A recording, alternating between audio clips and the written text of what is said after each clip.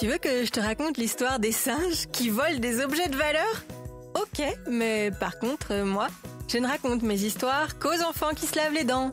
Donc attrape ta brosse à dents, ton dentifrice, et tu frottes jusqu'à ce que l'histoire soit terminée. 3, 2, 1, 0. Tu as peut-être déjà pris le métro à Paris ou dans une grande ville et tu as peut-être déjà entendu ce message qui avertit les voyageurs et leur demande de faire attention à leurs effets personnels parce que des pickpockets sont présents dans la rame. C'est peut-être même déjà arrivé à tes parents de se faire voler quelque chose. C'est énervant parce qu'il faut refaire tous les papiers, appeler la banque pour faire opposition à la carte bancaire, au chéquier et racheter un téléphone. Oh, la poisse! Eh bien, il n'y a pas que dans le métro ou les transports en commun qu'il faut bien surveiller ses affaires. En Indonésie, il y a un temple magnifique très connu que les touristes du monde entier viennent visiter.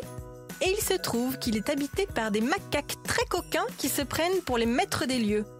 Alors forcément, les touristes adorent prendre en photo le temple et les petits singes, c'est trop mignon un singe. Mais figure-toi que ces petites bestioles sont sacrément vilaines, parce qu'elles volent les touristes et ont même développé toute une stratégie bien huilée pour parvenir à leur fin.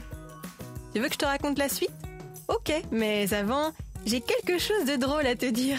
Est-ce que tu sais que certains singes utilisent des cheveux en guise de fil dentaire ?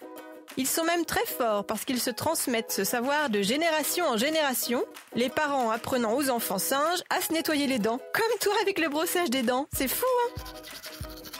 Pour en revenir aux petits singes voleurs, il s'agit en réalité d'un véritable gang avec une stratégie digne des meilleurs criminels.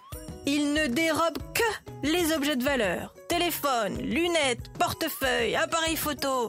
Un vrai racket en bande organisée puisqu'ils ne rendent les objets qu'en échange de nourriture et en échange de grandes quantités de nourriture.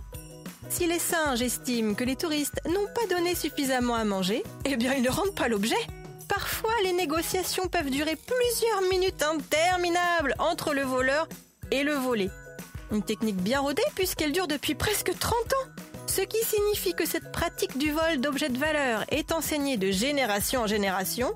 Les parents macaques apprennent aux enfants macaques à identifier les objets précieux, les dérober et ne les rendre que quand le gage a été jugé suffisant. Eh ben bravo, belle éducation.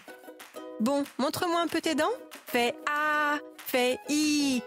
C'est pas mal ça, bien blanche comme il faut. Tant pis pour vous les caries. Allez, maintenant, au lit. Je vais pas aller me coucher.